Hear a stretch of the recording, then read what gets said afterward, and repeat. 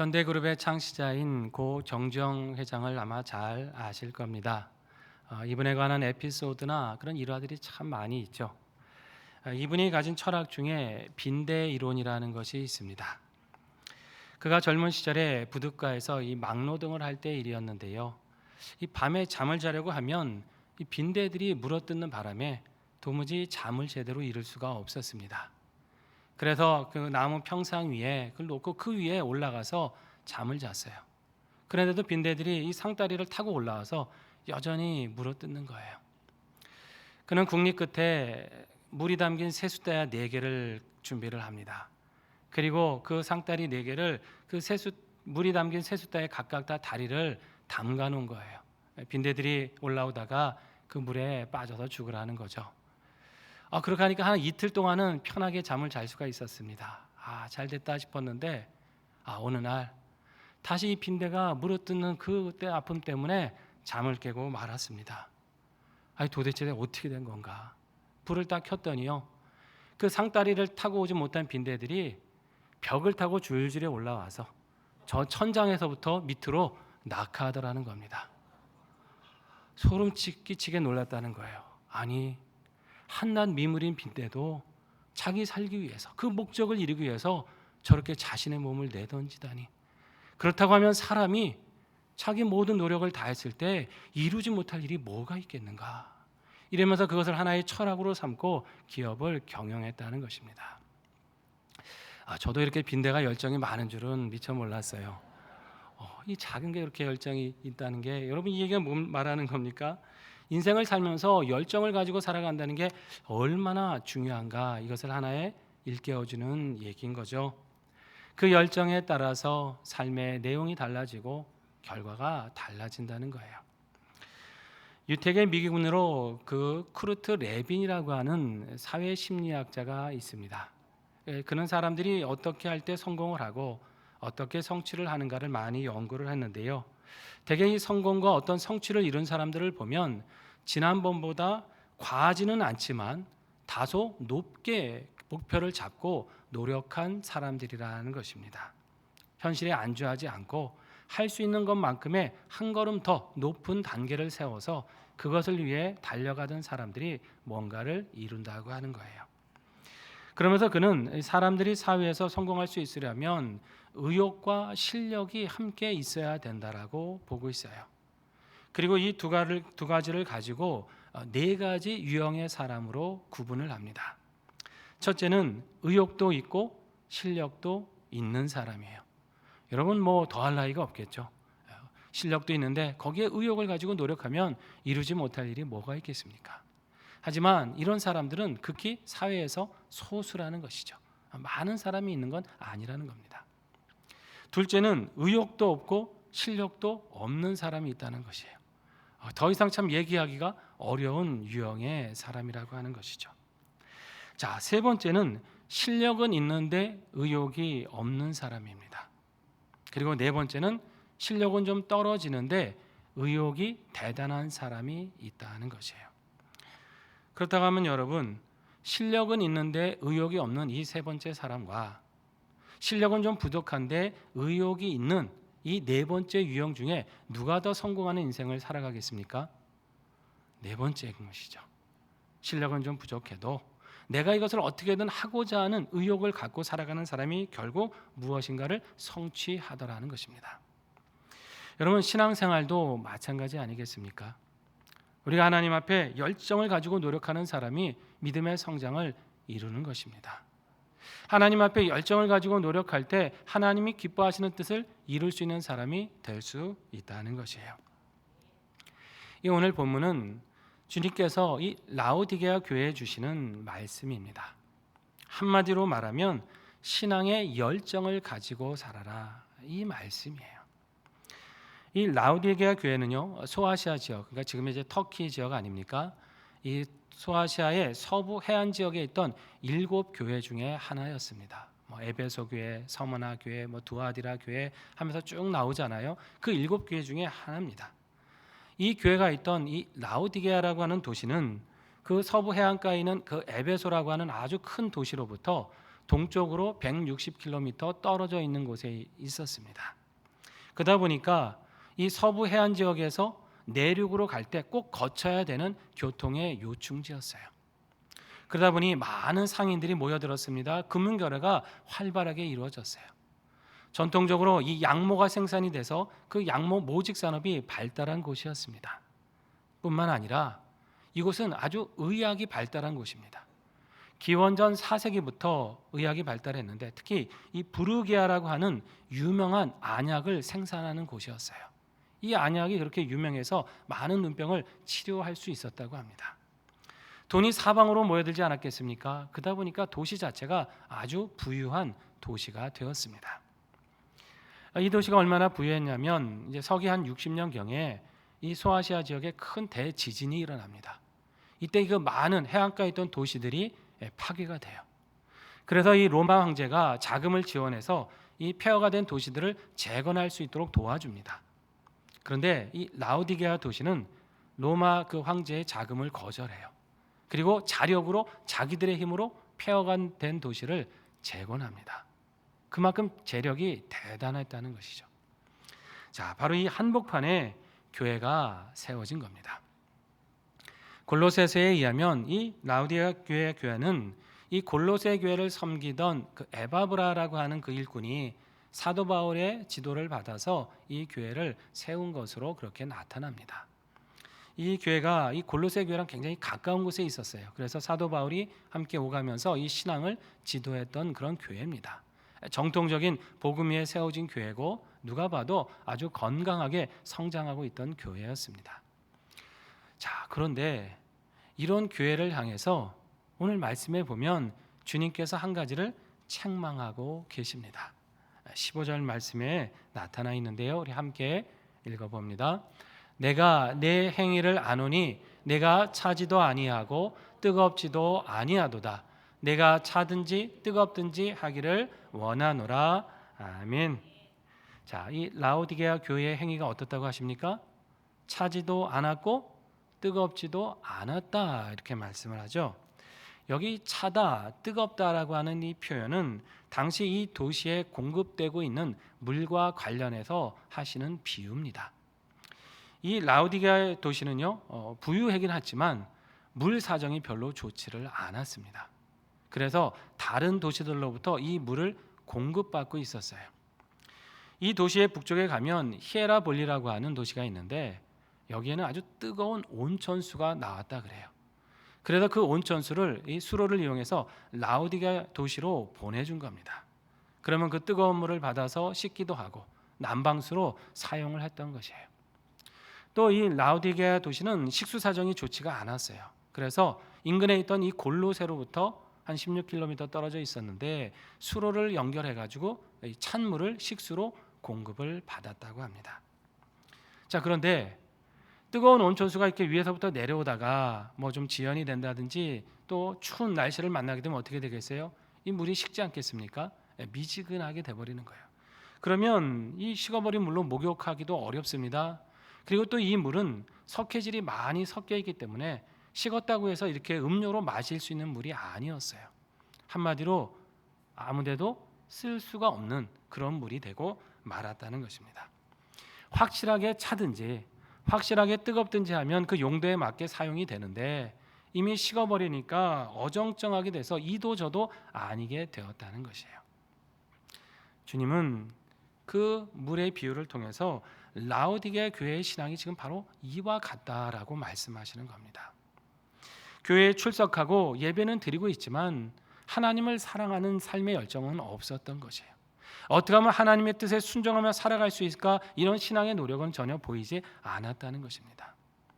그렇다고 아주 무슨 신앙을 떠나서 세속적으로 살아간 것도 아니에요.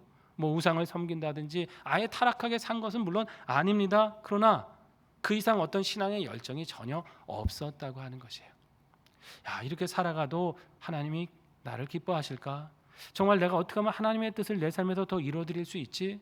내가 더 기도해야 되나? 내가 더 말씀 묵상해야 되나? 이런 고민이 좀 있어야 되는데 전혀 그런 고민이 없죠. 그냥 내가 이 정도면 신앙생활 잘하고 있지. 뭐 나만큼이면 괜찮은 믿음이지. 이렇게 스스로 안주하고 있었다는 것입니다. 사람이 볼 때는 어쩔지 몰라도 하나님 보실 때 이것이 게으른 신앙이었다는 거죠. 주님이 쓰시고 싶어도 쓰실 수 없는 그런 미지근한 상태였다는 겁니다. 이 교회가 어쩌다 이렇게 되었을까요? 17절에서 보이는 것처럼 스스로에 대해서 착각하고 있었기 때문이에요. 여기 보면 이들은 나는 부자라고 생각했어요. 나는 부유한 사람이라고 스스로를 여겼습니다. 이거는 물질적인 면에서만 그렇다는 게 아니라 신앙적인 면에서도 그렇게 생각했다는 것입니다. 자신들의 삶이 지금 부유하고 평안을 누리니까 이렇게 평안을 누리는 것은 내가 믿음 생활 잘했기 때문에 하나님이 주신 축복이 아니겠는가? 내 삶이 이렇게 평안한 걸 보면 내 믿음은 참 괜찮은 믿음이야 라고 스스로 그렇게 여겼다는 것입니다. 삶의 풍요 속에서 내가 하나님 앞에 더 채워야 될 건 뭔가는 전혀 고민하지 않고 이 물질의 풍요가 곧 나의 영적인 부유함이겠거니라고 그렇게 여기고 살았다는 것이에요.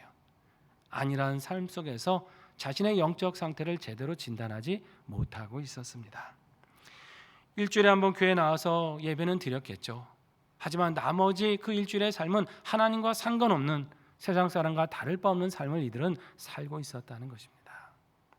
세상이 약해져 가고 교회를 도전할 때 정말 하나님 어떻게 됩니까? 이 악과 싸워가면서 기도해야 되는데 그게 뭐 나하고 무슨 상관이겠어? 이러면서 무관심했다는 것이에요.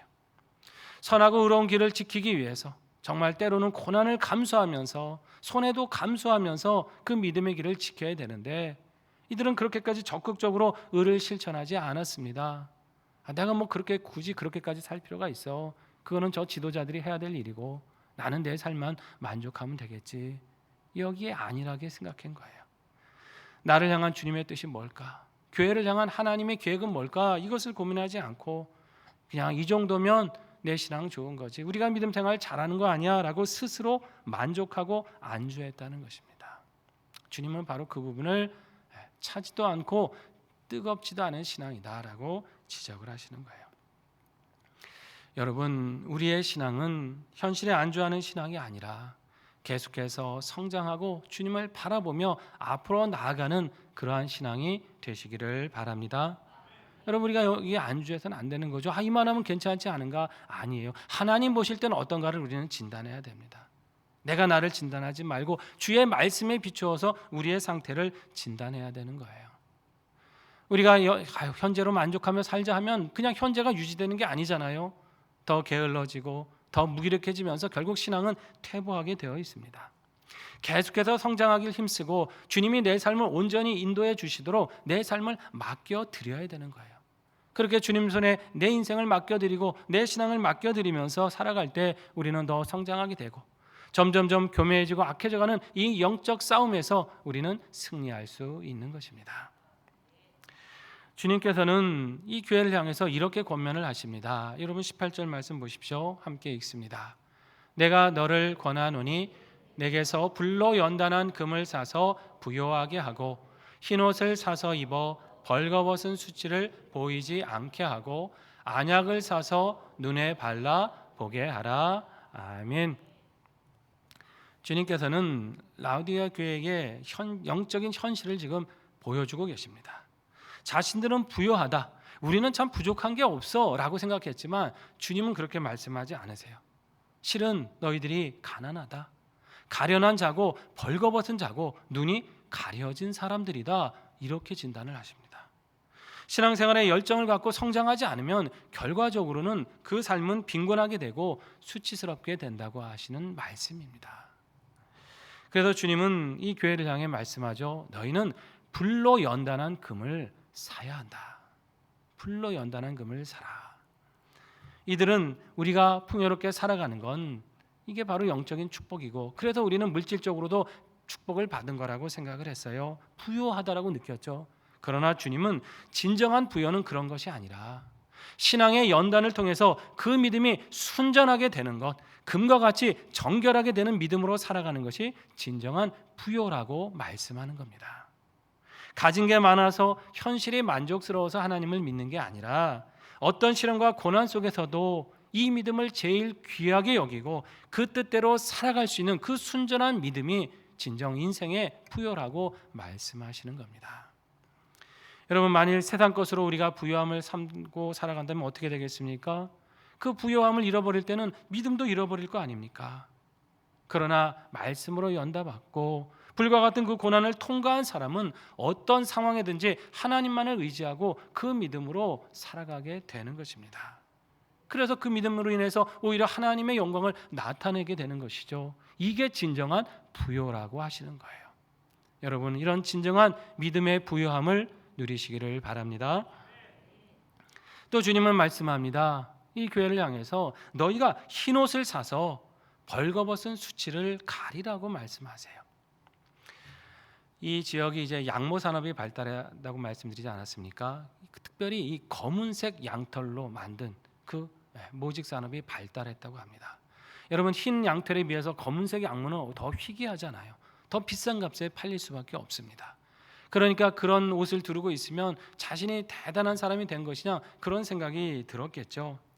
근데 주님은 아무리 그렇게 겉을 잘 꾸며도 내면이 영적으로 부실하면 오히려 그것은 수치스럽게 되는 것이다 말씀하는 거예요. 그러니까 오히려 흰옷을 사서 너희의 그 영적인 수치를 가리는 그런 사람이 되어야 된다는 거죠. 여러분, 희다라고 하는 건 무엇입니까? 거룩하고 정결한 걸 상징하지 않습니까? 깨끗한 걸 말하는 거예요. 그리스도의 보혈로 정결하게 된 그 행실을 삶에서 나타내라는 것입니다. 삶에서 겉으로 보여지는 다른 거 자랑하지 말고 내가 선하고 의로운 행실로 살아갈 수 있다는 것을 기쁘게 여기고 세상 사람들에게 그 옳은 행실로 하나님의 살아계심을 증거하는 그런 삶을 살라고 하시는 거예요. 그것이 진정한 부요함이다라고 하는 거죠. 또 주님은 말씀합니다. 너희는 안약을 사서 눈에 발라서 보게 하라. 유명한 안약이 생산되는 곳 아닙니까?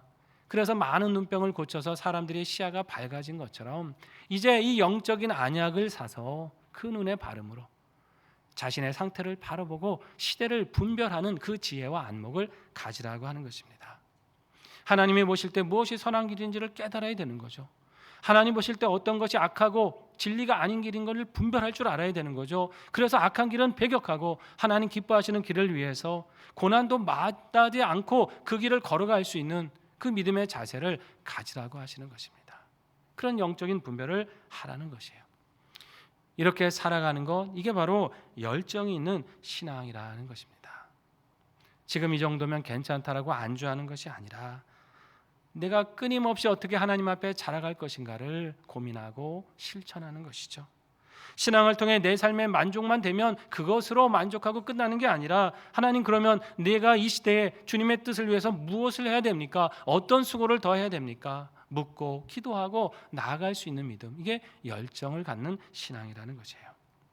이 세상에 하나님의 뜻을 이루기 위해서라면 기꺼이 손해도 감수하고 어떠한 시련이 있을지라도 주저하지 않고 그 길을 걸어가면서 하나님, 내가 좀 더 수고하겠습니다. 지금보다 한 걸음은 더, 한 발은 더 주님 위해서 애쓰겠습니다. 이런 결단을 이루라는 것입니다.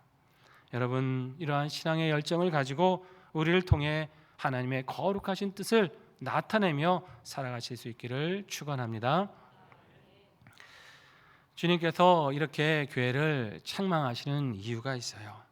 그 말씀이 여러분 19절에 나타나 있는데요, 우리 같이 읽겠습니다. 물은 내가 사랑하는 자를 책망하여 징계하노니 그러므로 내가 열심을 내라 회개하라. 아멘. 주님이 누구를 책망하신다고 말씀하십니까? 내가 사랑하는 자를 책망한다. 내가 사랑하는 자를 책망한다. 아니, 주님 사랑하시면 그냥 가만히 좀 두시지 왜 이렇게 자꾸 책망하십니까? 여러분, 사랑은 관심이기 때문에 그렇다는 것이죠. 우리를 사랑하시는 주님의 열정은 결코 우리를 방치하거나 포기하실 수가 없기 때문입니다. 주님이 우리를 책망하시는 것은 우리로 낙심하게 하시기 위함이 아니에요. 제대로 살지 못한다고 정죄감을 갖다가 안겨주면서 우리로 하여금 그 죄책감을 갖게 하시기 위함이 아닙니다. 오히려 우리가 돌이켜서 더 크게 예비하고 계시는 그 큰 사랑과 크신 은혜 안에 거하게 하시기 위함입니다. 그게 우리를 향한 주님의 열정이에요. 그대로 두시지 않고 더 성장케 하셔서 하나님 나라에 합당한 일꾼 되게 하시고 주님과 더 깊은 교제를 이루며 이전에 알지 못했던 은혜를 누리는 사람이 되도록 하시기 위한 것이 우리를 향한 하나님의 열정이라고 하는 것입니다. 그 열정에 응답하고자 하면 어떻게 됩니까? 우리도 그 열정을 가지고 하나님을 섬기는 것이죠. 하나님, 나를 위한 열심이 그렇게 크십니까? 그렇다면 저도 주님을 위한 이 열정을 더 크게 키우고 더 주님을 위해 살아가는 삶을 살겠습니다. 이러한 결단을 이루어야 하는 것입니다. 지난 주일에 피택된 우리 항존 직분자들과 처음 교육 모임을 가지는 시간이 있었습니다. 이분들은 우리 11월에 임직할 때까지 계속해서 이 신앙의 훈련을 받아가시게 될 텐데요. 노예에서 매주 한 10주간 매주 그 줌으로 강의하는 그 강의를 듣고 때로는 글도 써내야 되는 그런 훈련의 과정을 거치셔야 됩니다. 또 말씀 읽기, 신앙서적 읽기, 또 독후감 쓰기 등을 통해서 그 신앙을 다시 한번 다지고 점검하는 그런 훈련도 받게 됩니다. 무엇보다 우리 6월부터 4개월 동안은 주일 예배를 비롯한 모든 공예배를 빠짐없이 출석하는 그런 훈련도 받게 돼요.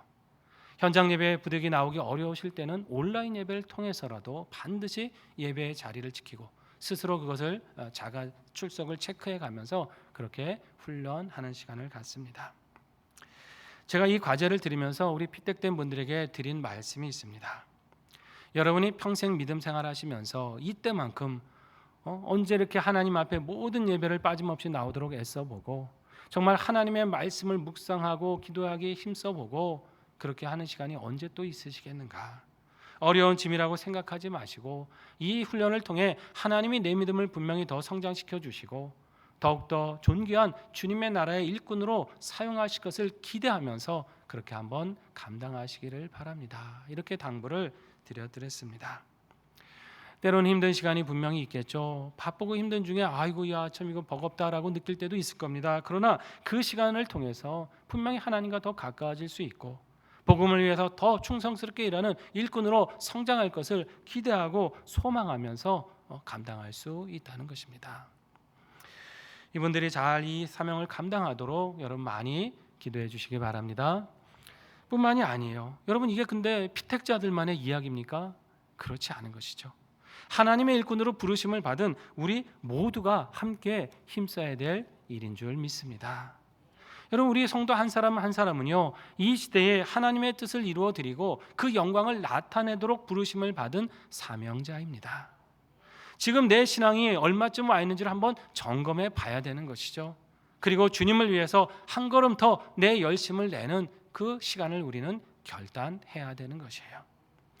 우리가 올해 초 여러분 말씀 읽기를 시작했습니다만 참 저도 이게 뭐 힘들더라고요. 하루 이틀 빠지면 또 막 분량이 늘어나지 않습니까? 아마 이런저런 이유로 중도에 이렇게 좀 포기하시려고 하는 분들도 계실지 몰라요. 여러분 결코 포기하지 마시고 다시 지금부터 시작하시기 바랍니다. 시작하면 언젠가는 반드시 끝나게 되어 있잖아요. 올해는 정말 내가 다만 몇 분이라도 하나님 앞에 기도하겠다 결심한 분들 많이 계실 거예요. 그랬더니 왜 이렇게 바쁜지, 기도만 하려고 하면 웬 전화는 이렇게 많이 오는지 이러면서 또 기도의 시간을 놓치신 분도 계실지 모르겠어요. 여러분 지금부터 우리 다시 함께 시작하시기를 바랍니다. 여러분 우리가 그렇게 늦었다고 아무것도 안 하는 것보다 다시 열정을 품고 다시 노력하고자 하면 하나님이 도와주십니다. 그리고 반드시 그 신앙의 과정을 통해서 우리를 성장시켜 주시고 더 큰 은혜의 사람으로 인도하여 주실 것입니다. 우리가 또 코로나 때문에 그동안 현장 예배를 망설이셨던 분들이 있다면 여러분 이제 여건이 허락하면 다시 발걸음을 내디디시기 바랍니다. 어쩔 수 없는 경우에는 물론 비대면으로도 예배를 드려야 됩니다. 근데 이제 해보니까 이게 너무 편하다, 이제 익숙하다, 굳이 나갈 필요가 뭐 있냐 하면서 나올 수 있음에도 주저주저 하시고 그렇게 있지 마세요. 예배 현장에서 여러분 멀어지면 안 됩니다. 우리가 함께 나와 믿음의 사람들과 교제하고 함께 격려하고 신앙을 같이 나누면서 우리가 함께 지어져가는 주님의 성전 아닙니까? 다시 한번 우리의 열심을 내야 될 때인 것입니다. 또 우리는 이 세상이 어떻게 돌아가는지도 분별하면서 하나님의 뜻대로 이 세상이 이루어갈 수 있도록 여러분 관심 갖고 기도해야 되는 것입니다. 우리가 여러분 가만히 있고 잠자코 있으면 기도하지 않으면 세상은 변하지 않아요. 더 악해져 가지 않겠습니까?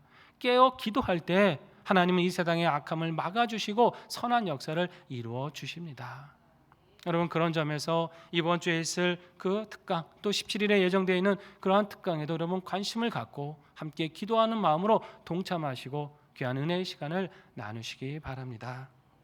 우리가 열정을 가지고 영적으로 무장하면 하나님은 그 뜨거운 신앙을 통해서 우리를 성장시켜 주실 뿐만 아니라 이 시대를 분별하고 이 시대의 선한 역사를 전파하는 그런 일꾼으로 사용하여 주실 것입니다.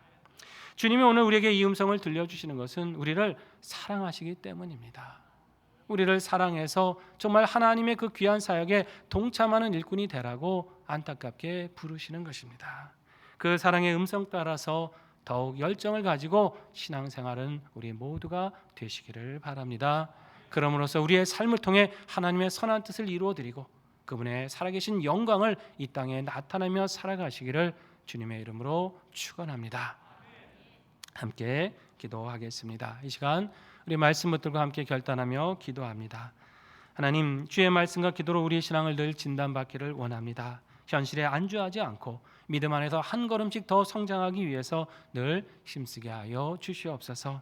항상 지금보다 성장하고자 하는 열정으로 살아가게 하셔서 우리를 통해 이루시는 하나님의 귀한 역사를 만나게 하여 주시고 이 어두운 시대를 신앙의 빛으로 밝게 비추는 우리 성도와 교회가 되게 하여 주시옵소서. 우리 반주에 맞추어서 1, 2분간 하나님 앞에 결단하며 나아가시겠습니다.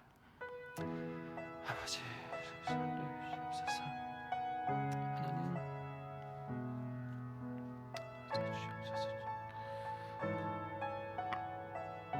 아버지, 주시옵소서. 원합니다.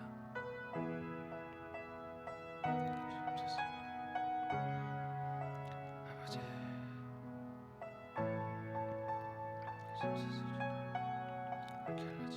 않게 믿음을 열리게 하시고